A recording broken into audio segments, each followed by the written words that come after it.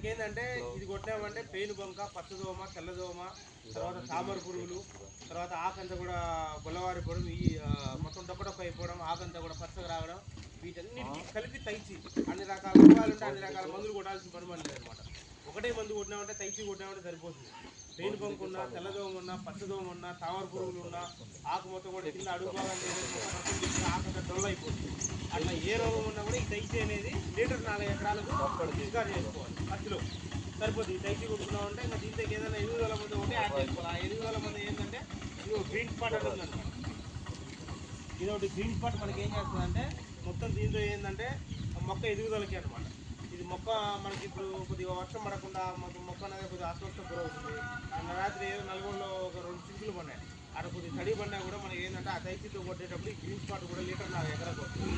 ఇది కూడా యాడ్ చేసుకున్నామంటే మొత్తం పత్రాలతో మొత్తం కూడా మొత్తం స్ప్రెడ్ అయిపోతుంది. స్ప్రెడ్ అయిపోయి దాని రకాల కొన్ని రకాల ఎంజైమ్ యాక్టివిటీస్ చేసి మొక్కలు మొత్తం కూడా స్పీడప్ చేస్తుంది అనమాట.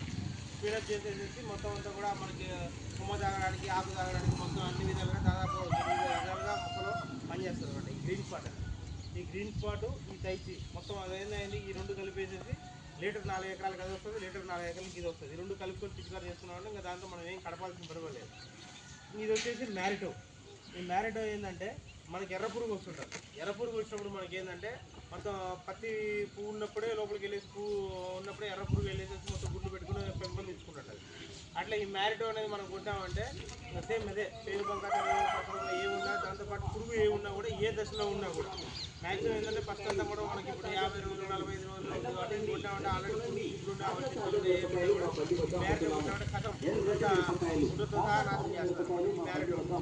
ఇంకా దాని తర్వాత మనకి మేజర్గా ఏంటంటే కిలియన్ ప్లస్ అని చెప్పేసి అది కొత్త రకం మనం ఇది ఉందన్నమాట. కిలియన్ ప్లస్ అని మనకు ఈ కిలియన్ ప్లస్ మనకి ఏంటంటే యాక్చువల్గా మనకు ఏదైనా ఒక మందు రావాలన్నామంటే దాదాపుగా ఒక రైతన్న చేతులకి ఒక మందు వచ్చి మనం మన పొలంలో పిచికారీ చేస్తే సగటు టైం ఏంటంటే 6 నుంచి 7 సంవత్సరాలు పడుతుంది.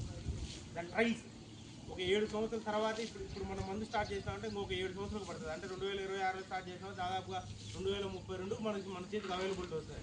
అట్లా మనకేంటంటే రీసెంట్గా లాంచ్ అయింది, పోయిన నెల లాంచ్ అయింది ఈ కిలియన్ ప్లస్. మనకేంటంటే నాట్లు వేసిన తర్వాత నాట్లు వేసిన 5 రోజుల్లోపు చల్లుకోవాలి. కలుపు మంది అనమాట. కలుపు మంది ఏ రకం కలుపున్నా ఒక ఎర్రదార తగ్గి రిమైనింగ్ ఏమున్నా కూడా పోతుంది. వేరుదార ఏదైతే వచ్చేదో ఆటోమేటిక్గా లోపల ఏంటంటే కలుపు జర్మినేషన్ అవ్వకుండా మొత్తం అంతా కూడా దీంతో చేసేటప్పుడు ఏంటంటే కొంతమంది రైతన్నలు ఏంటంటే కొంచెం తగ్గితాలు చేస్తారు.